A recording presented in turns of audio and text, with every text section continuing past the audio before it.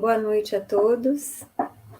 Retornamos para mais uma semana dos nossos estudos do Livro dos Espíritos. Nós que já estamos no capítulo 9 da segunda parte do Livro dos Espíritos. Iniciando hoje, então, a nossa aula de número 124. Iniciamos na semana passada o subtítulo Influência Oculta dos Espíritos em Nossos Pensamentos e Atos. Então, vamos dar continuidade. Na questão 461, Kardec vai perguntar: como havemos de distinguir os pensamentos que nos são próprios dos que nos são sugeridos? A pergunta de Kardec permanece válida até hoje. Eis que muitas vezes, até mesmo médiuns, têm essa dúvida. Quando é que eu vou saber se o pensamento é meu, ou se o pensamento está sendo intuído pelo meu mentor, ou por algum outro espírito, principalmente médiuns novatos? Vamos lá à resposta dos espíritos, então. Quando um pensamento vos é sugerido, tendes a impressão de que alguém vos fala. Geralmente, os pensamentos próprios são os que acodem em primeiro lugar. Afinal, não vos é de grande interesse estabelecer essa distinção. Muitas vezes é útil que não saibais fazê-la. Não a fazendo, obra o homem com mais liberdade. Se decide pelo bem, é voluntariamente que o pratica. Se toma mau caminho, maior será a sua responsabilidade. Como nós comentamos a semana passada, no mundo de provas e de expiações, como é a Terra, nós, por mais que estejamos vivenciando essa fase de transição, vale ressaltar que a transição vai demorar muitas décadas. Ela já vem há muitas décadas, desde aproximadamente 1950, e deve ainda continuar por mais um tanto de décadas. Nós não sabemos definir exatamente quando o período de transição vai cessar, porque há uma suavidade quando se transita de um momento para outro, principalmente em se tratando de uma transição planetária, quando nós estamos falando de bilhões de espíritos encarnados e desencarnados. Então, nós comentamos a semana passada desse mundo, dessa multidão de espíritos transitando conosco nos vários planos da vida. Então, é absolutamente natural que sejamos influenciados pelos espíritos com os quais sintonizamos. Então, independendo da nossa sintonia, é o conteúdo, é o teor, é a natureza dos pensamentos que nos são intuídos. Mas muitas vezes, desatentos como somos, nós não nos apercebemos que estamos dando sintonia para espíritos em desequilíbrio. Então, como agir diante das nossas escolhas? Meditando, e vamos dizer assim, nos lembrando intimamente, se forem escolhas importantes nas nossas vidas, qual seria a posição de Jesus diante daquela situação, diante daquele desafio, daquela dificuldade. Justamente porque os espíritos dizem que não é tão salutar assim saber de onde está vindo a intuição que nós estamos recebendo. De qualquer forma, somos nós que escolhemos. Em nenhuma situação, mesmo em se tratando de uma obsessão ou de uma subjugação, o encarnado deixa de escolher. Ele pode escolher, no campo da subjugação e da possessão, libertar, ou digamos assim, deixar o campo livre para os obsessores. Mas é ele quem permite. Então nós, que não estamos sob nenhum jugo obsessivo, mas que estamos simplesmente lidando com a influência dos espíritos, e ela é uma constante, Cabe a nós fazermos as nossas escolhas. A intuição, ela vem, se é dos nossos bentores e benfeitores, ela vai indicar escolhas sábias, corretas, bondosas, caridosas, dignas, honestas. Se é de algum espírito com o qual sintonizamos temporariamente, ou algum espírito que busca sintonia conosco diante, muitas vezes, da dificuldade que estamos vivenciando, vai ser aquela escolha vinda da intuição, de natureza egoísta, de natureza egocêntrica, exclusivista, ou fazendo com que você se sinta uma vítima diante de uma circunstância, intuindo para que você não faça absolutamente nada, então vai incentivá-lo à inércia, à ociosidade. Então nós precisamos escolher. Na 462, Kardec vai perguntar: é sempre de dentro de si mesmos que os homens inteligentes e de gênio tiram suas ideias? Então veja só, nós estamos falando de influência dos espíritos. Essa pergunta de Kardec é interessantíssima, porque ele diz assim: então tá, todos nós estamos sujeitos a estas intuições, a estas influenciações, tanto de espíritos do bem quanto de espíritos imperfeitos. Mas e os homens de gênio, os homens muito inteligentes? Eles pensam por si sós ou eles também estão sendo influenciados? Então, interessantíssimo, né? Algumas vezes, elas lhes vêm do seu próprio espírito, porém, de outras muitas, lhes são sugeridas por espíritos que os julgam capazes de compreendê-las e dignos de vulgarizá-las. Quando tais homens não as acham em si mesmos, apelam para a inspiração. Fazem assim, sem o suspeitarem, uma verdadeira evocação. Então, nós vamos ver aí homens inteligentíssimos que a história já teve, aqueles que ela ainda tem, aqueles que ainda virão, trabalhando com o seu próprio material, com aquilo que ele possui de conhecimento, com a bagagem que ele vai adquirindo nos anos de estudos, de dedicação, de perseverança, mas também com aquela bagagem que intuitivamente ele acessa do seu inconsciente. Mas nós temos, e é muito comum, mais comum do que muitos pensam, também a intuição agindo junto a estes homens muito inteligentes, ou de gênio, a fim de que eles alcancem a solução daquela problemática. Não é raro o relato nos livros espiritistas de homens de gênio, seja da ciência, da medicina, da engenharia, homens inteligentíssimos, mas que visam trazer benefícios à coletividade. Não é raro ouvirmos descrições destes homens durante o sono físico serem levados aos planos espirituais, a fim de que estudem, pesquisem, se dediquem, troquem opiniões com outros homens inteligentes e de gênio, encarnados e desencarnados, para que busquem soluções em benefício da coletividade. Então é muito interessante isso que Kardec fala, né? Que muitas vezes essa inspiração que o homem de gênio busca, né, é quase que uma evocação, porque às vezes ele trava na solução de determinada problemática e ele então eleva o seu pensamento e busca uma inspiração, ele quer a solução para aquilo. E nesse instante ele está evocando, vamos dizer assim, silenciosamente outros espíritos, que com ele dividem esse ardor pela ciência, ou pela engenharia, ou pela filosofia, na área que for. E que muitas vezes com ele sintonizam, a fim de que possam auxiliar para que ele encontre, então, a solução. Kardec faz um comentário muito interessante a essa questão. Diz ele: se fora útil que pudéssemos distinguir claramente os nossos pensamentos próprios dos que nos são sugeridos, Deus nos houvera proporcionado os meios de o conseguirmos, como nos concedeu de diferenciarmos o dia da noite.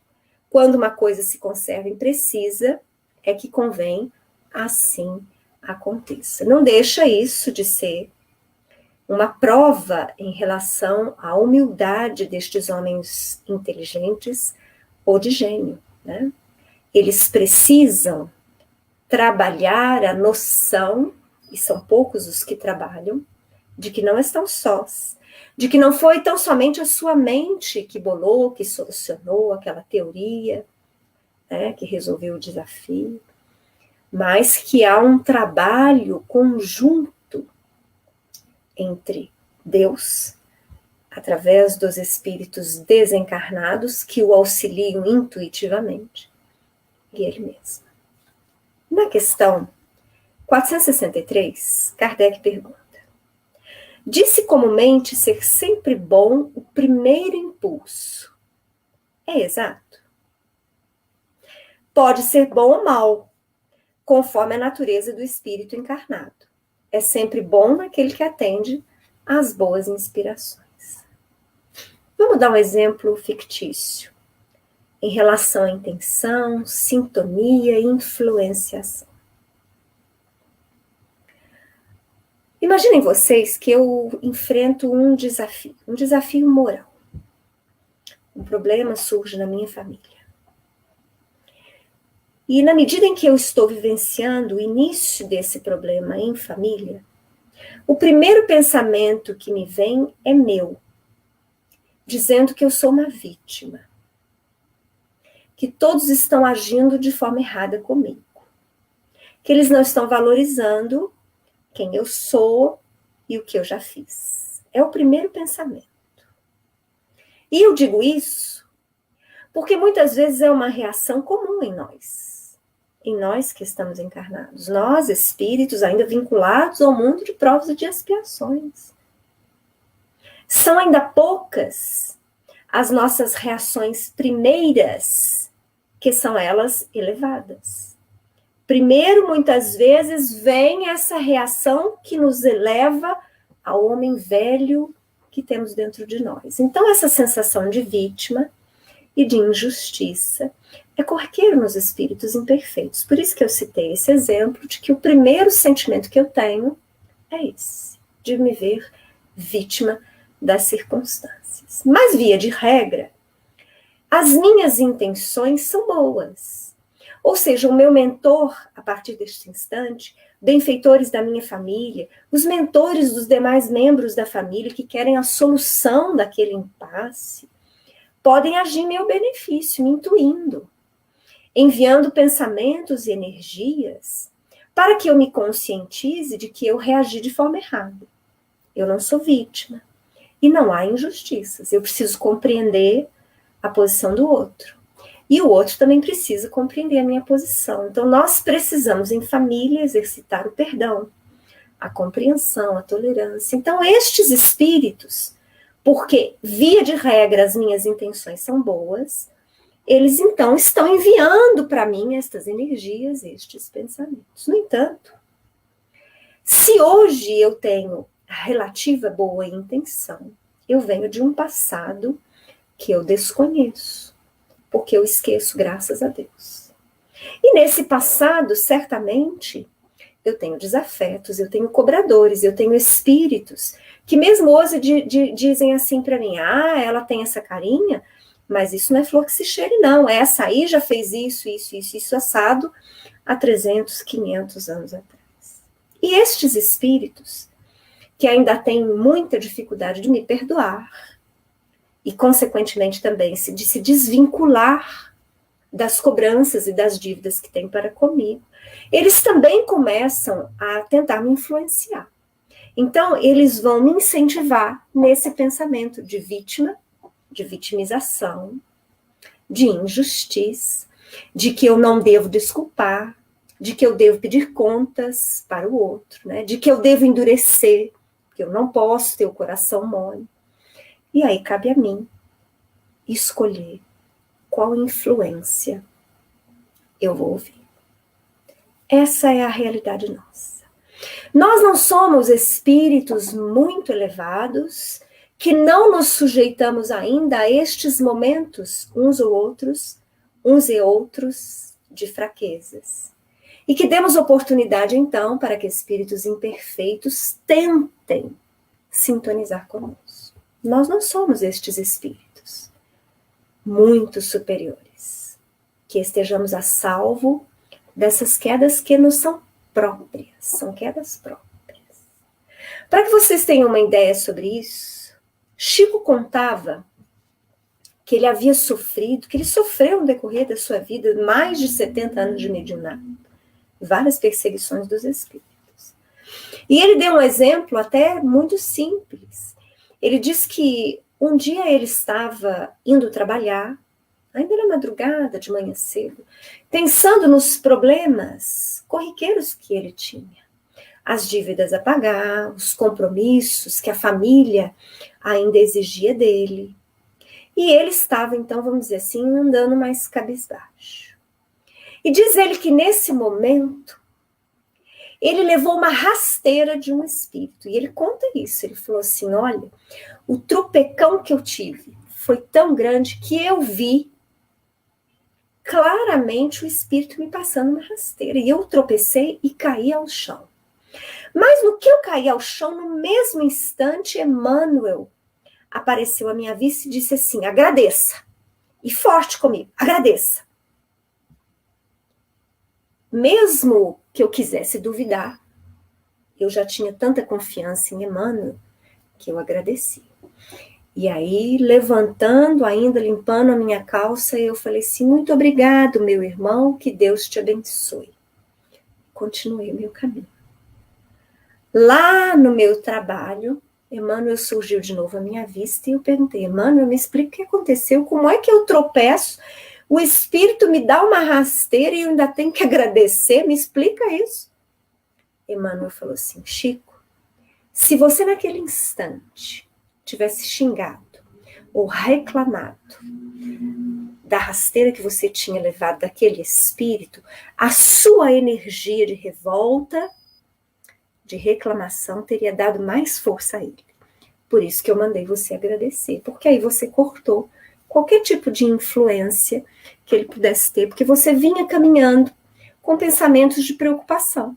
Ele se aproveitou disso e lhe deu a rasteira. Se você ainda reclamasse e brigasse com ele, mesmo que mentalmente, ele sairia fortalecido e poderia agredi-lo até mais. Então vejam só, se Chico esteve sujeito à influência de espíritos imperfeitos, vocês tenham uma pálida noção de nós. Então, mais um motivo para que nós prestemos muita atenção, sejamos vigilantes com relação às nossas reações. Nós precisamos parar, nem que seja um segundo ou dois, para pensar como Jesus reagiria diante de determinado desafio, determinada crise, determinada dificuldade. É uma educação do nosso espírito. Esse instante para pensar é importantíssimo. E nós não vamos conquistá-lo assim de mão beijada. É uma educação. Então é através da vigilância e da oração que nós vamos aprendendo a escolher melhor, principalmente as reações que temos. Questão 464. Como distinguirmos se um pensamento sugerido procede de um bom espírito ou de um espírito mau? Bom, eu já dei a dica maior que eu uso, né? Eu já apelo para Jesus de uma vez, eu não fico nem pensando em mais ninguém mais. Eu imagino o mestre e tenho mais ou menos uma noção do seu exemplo, das suas lições. Nós já lemos as lições de Jesus, mas ainda temos dificuldade de vivenciá-las, a verdade é essa. Mas os espíritos, diante dessa pergunta de Kardec, eles dizem, estudai o caso. Os bons espíritos só para o bem aconselham. Compete-vos discernir. Ou seja, para e pensa. Esse pensamento para mim agir dessa forma está mais ligado ao bem ou ao egoísmo? Para mim reagir a essa afronta, esse pensamento que está vindo, está relacionado ao perdão, à tolerância, ou à vingança e ao retorno. Nós temos que discernir. é um processo de educação do nosso espírito. 465. Kardec pergunta: com que fim os espíritos imperfeitos nos induzem ao mal? Anteriormente, em uma das questões, nós vimos que aos espíritos imperfeitos, eles se comprazem com a nossa desgraça. Porque a verdade é que o sentimento que lhes move é o seguinte: já que eu não posso ser feliz, então eu não quero que ninguém seja. Então, diante dessa pergunta, os espíritos respondem de forma bastante sucinta, Kardec: para que sofrais como ele sofre. É simples assim. Nessa mesma questão 465, item A, pergunta Kardec: isso lhes diminui os sofrimentos? Quer dizer, eles querendo que a gente também sofra, diminui para eles o sofrimento? A gente já sabe mais ou menos a resposta, mas vamos a ela. Não, mas fazem-no por inveja, por não poderem suportar que haja seres felizes. Né? Então você veja como que é esse movimento de ignorância ligada ao egoísmo. Uma vez que eu não posso ser feliz, eu não quero que ninguém seja feliz.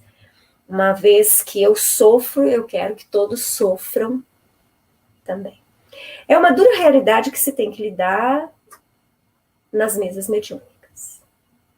Principalmente em se tratando de espíritos obsessores, vitimados no passado, que ainda não conseguiram se desligar deste sofrimento e nem da cobrança.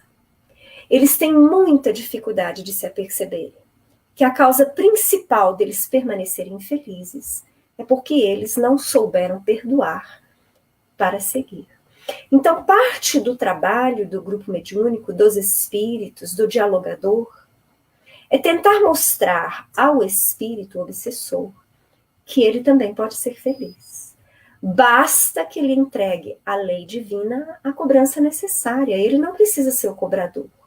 Nenhum espírito deve ser julgador. Jesus nos ensinou isso. Mas tem um propósito o ensinamento dele.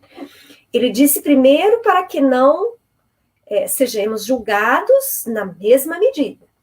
Em segundo ponto, ele diz que é para que a gente se entenda enquanto estamos a caminho, para que depois não seja tempo, né, não seja mais impossível. Mas o terceiro ponto, e tudo isso é junto, é porque nós precisamos seguir. Enquanto permanecemos agarrados no sofrimento, na lembrança, na amargura, no rancor, no ódio, a felicidade mantém-se distante de nós. Via de regra, os espíritos obsessores que buscam a vingança há séculos, mesmo alguns há milênios, eles já se perderam dos entes que eles mais amaram. E não obstante, aqueles que lhes são caros continuam aguardando por ele. E muitas vezes trabalhando para que ele possa enxergar a realidade espiritual. Ou seja, eles permanecem aguardando para que todos possam ser felizes. Ele é que permanece apartado pela escolha odiosa que ele faz. Então, parte do trabalho de atendimento destes espíritos é fazer com que eles percebam que eles também podem ser felizes. Há um erro profundo cometido pelas religiões tradicionais, que é esse entendimento da condenação perpétua. Porque o espírito, quando ele erra muito no plano dos encarnados e ele desencarna, ele acha realmente que ele vai viver a eternidade no inferno. E o seu inferno interior constrói um inferno exterior nas zonas abissais, a qual ele é levado a habitar pela sintonia. Então ele não consegue perceber que ele pode modificar. Ele pode passar a pensar, a sentir diferentemente, mudando lentamente o tônus vibratório, permitindo que espíritos benfeitores o possam auxiliar, mas para isso ele tem que fazer a parte dele. Sempre. Você não vai ter nenhum socorro, nenhum salvamento da espiritualidade superior, sem que a parte a ser auxiliada faça pequena parcela do que lhe cabe fazer na modificação do seu pensamento e do seu sentimento, numa nova proposta, ou simplesmente na boa vontade, na humildade de reconhecer-se necessitada. Então, a espiritualidade aguarda que o espírito abra esse campo de possibilidade de sintonia para que o socorro se faça. Então, enquanto ele não permite isso, ele quer que todos sofram. Já que eu vou ficar no inferno eternamente, então eu quero que todo mundo venha também. Porque se eu não mereço ser feliz, fulano, cicrano e beltrano, e todos também não merecem. É o raciocínio da inveja, do egoísmo. No item B dessa mesma questão 465, Kardec pergunta: de que natureza é o sofrimento que procuram infligir aos outros? Os que resultam de ser de ordem inferior à criatura e de estar afastada de Deus. Então, estes espíritos, eles vão tentar influenciar você para que você seja infeliz no ponto em que você der sintonia. E são sempre pontos negativos. Então, eles ficam nos observando e percebem exatamente onde somos fracos, onde caímos, né? Qual o nosso calcanhar de Aquiles. E é justamente ali naquele ponto que eles vão trabalhar, almejando a nossa falência, principalmente moral. 466. Pergunta Kardec: por que permite Deus que espíritos nos excitem ao mal? Interessante, hein? Vamos ler a resposta para a gente comentar. Os espíritos imperfeitos são instrumentos próprios a pôr em prova a fé e a constância dos homens na prática do bem. Como espírito que és, tens que progredir na ciência do infinito. Daí o passares pelas provas do mal para chegares ao bem. A nossa missão consiste em te colocarmos no bom caminho. Desde que sobre ti atuam influências más, é que as atraes, desejando o mal. Porquanto os espíritos inferiores correm a te auxiliar no mal, logo que desejes praticá-lo. Só quando queiras o mal, podem eles ajudar-te para a prática do mal. Se fores propenso ao assassínio, terás em torno de ti uma nuvem de espíritos a te alimentarem no íntimo esplendor. Outros também te cercarão, esforçando-se por te influenciarem para o bem, o que restabelece o equilíbrio da balança e te deixa senhor dos teus atos. É o exemplo fictício que eu dei. Mas retornamos à questão. Por que Deus permite isso? Jesus já nos disse há mais de 2000 anos, é preciso que o escândalo venha, mas ai daquele que provocar o escândalo. O que será que Jesus quis dizer com isso? Jesus era profundo conhecedor de todos nós, ele governador espiritual da Terra. Já era Jesus quando a Terra formou-se. Ou seja, 4 bilhões e meio de anos atrás, segundo a nossa ciência. Jesus já era Jesus. Era o governador espiritual do nosso planeta. Nós não temos noção do significado desta evolução, deste espírito celestial. Então vocês imaginem que Jesus, dotado de tal conhecimento, de tal evolução, em sintonia com o Pai, sempre conhecia-nos profundamente. E sabia ele, mais do que conhecermos, da história, do caminho a percorrer de espíritos tais quais nós, ainda muito imperfeitos. Então ele sabia, apesar das lições que ele estava trazendo, que nós ainda demoraríamos milênios nesse aprendizado. E nessa demora de milênios para aprendermos a nos respeitar, aprendermos a solidariedade, aprendermos a caridade, o amor ao próximo, que ele tanto falou. Nessa demora toda para o aprendizado, era inevitável que o sofrimento ainda existisse na Terra. É como se nós fôssemos, todo mundo aqui conhece a lenda do porco-espinho. Põe um monte de porco-espinho passando frio numa caverninha, por mais que nós sejamos cuidadosos, uma hora um espeta o outro. Agora você imagine 8 bilhões de espíritos encarnados, 5 vezes mais desencarnados, todos com imensos espinhos. Imensas frustrações, imperfeições, uma camada generosa de egoísmo, de egocentrismo, de indiferença, de intolerância, de prepotência, aí você tem um caldo formado. Então Jesus teve este olhar, tinha este olhar, sabendo que haveria muito a se passar. E que até que isso se concretizasse, até que o amor ao próximo fosse observado pela humanidade toda, a dor faria parte da nossa realidade. Mas aí ele diz, mas ai daquele que trouxer a dor, ou seja, ai daquele que for o mais egoísta, o prepotente, o arrogante, o subvertor, o opressor, não é? O corrupto, ai dele. Por quê? Porque a lei é de causa e efeito, o plantio remete à colheita obrigatória. Então a dor faz parte da humanidade, porque todos imperfeitos ainda somos. Na medida em que formos evoluindo, os atritos que ocasionam a dor vão diminuindo. O egoísmo é menor, né? O altruísmo é maior, há um cuidado no respeito, na tolerância, as relações melhoram, há mais pacificação, né? Mas ainda não é a nossa realidade. Então, é exatamente isso que nós entendemos quando há essa afirmação de que Deus permite que os espíritos imperfeitos atuem. Por quê? Porque é um aprendizado.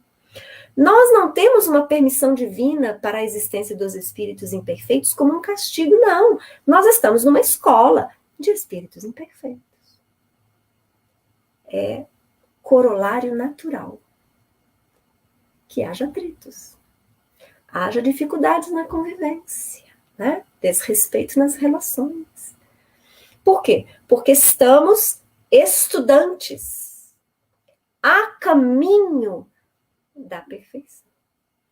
Quando a nossa escola for uma escola melhor, porque a nossa categoria vibratória, a nossa elevação espiritual vai ser melhor, a Terra será também mais pacificada, né? Nós não teremos espíritos tantos imperfeitos aqui conosco, né? A nos espetar. A verdade é que nós nos espetamos, né? Porque somos estes espíritos imperfeitos. Bom, a gente encerra o nosso estudo de hoje por aqui e retornamos amanhã para mais um estudo rápido do Livro dos Espíritos, dando continuidade a essa temática, né? Sobre as influências ocultas dos espíritos. A partir das 7 horas, eu aguardo vocês aqui, agradeço a presença daqueles que acompanham os nossos estudos online e nos horários que são possíveis. E desejo um bom final de noite, se agasalhem porque está muito frio aqui em Varginha, acredito que em todo o sul de Minas vai estar muito frio. Até amanhã às 7 horas. Um grande abraço.